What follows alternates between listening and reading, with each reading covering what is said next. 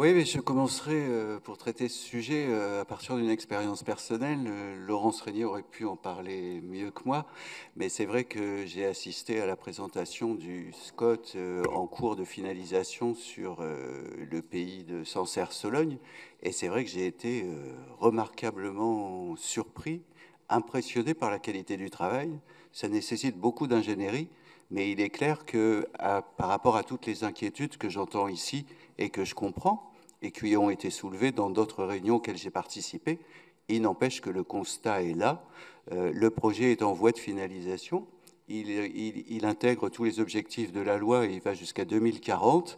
Et j'ai assisté à une présentation où l'ensemble des élus étaient relativement satisfaits du résultat obtenu. Résultat qui mettait en place tout un travail.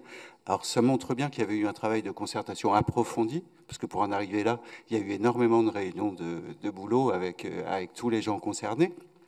Et en tout cas, on arrive à un projet de développement équilibré qui prend en compte les besoins à venir en termes d'urbanisation et de logement, puisqu'il y a une partie de ce pays où il y a quand même une activité industrielle importante et où il y a des besoins en logement nouveau. Ça prend en compte le développement économique organisé selon les différents secteurs du pays. Bref, un travail où ces objectifs étant fixés jusqu'en 2040 et s'intégrant dans la loi, tout le monde finit par s'accorder sur un projet cohérent et qui peut fonctionner. Un élément de réponse quand même rapide, puisqu'on parlait de comment expliciter les choses et quelle communication.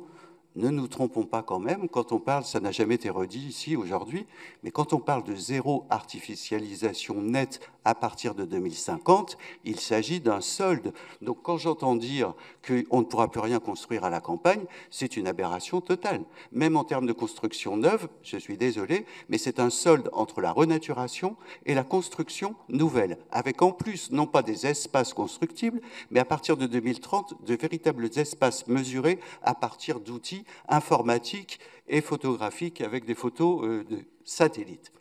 Dernier élément, et ça a déjà été dit aussi, je ne développerai pas beaucoup, mais on voit bien que c'est une opportunité, et en fait je rejoins totalement ce qui était dit par le Césaire autour de ça, c'est une véritable opportunité pour habiter l'espace autrement. Je ne développerai pas, mais la réhabilitation des friches, la construction de nouveaux lotissements, il y a des moyens d'habiter l'espace autrement, et c'est en réalité une véritable opportunité.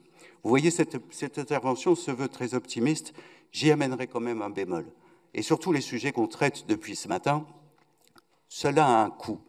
Marc Fesneau expliquait qu'il y aurait tout un travail à faire sur les dents creuses, et on voit bien que pour travailler ces sujets-là, il faut beaucoup d'ingénierie.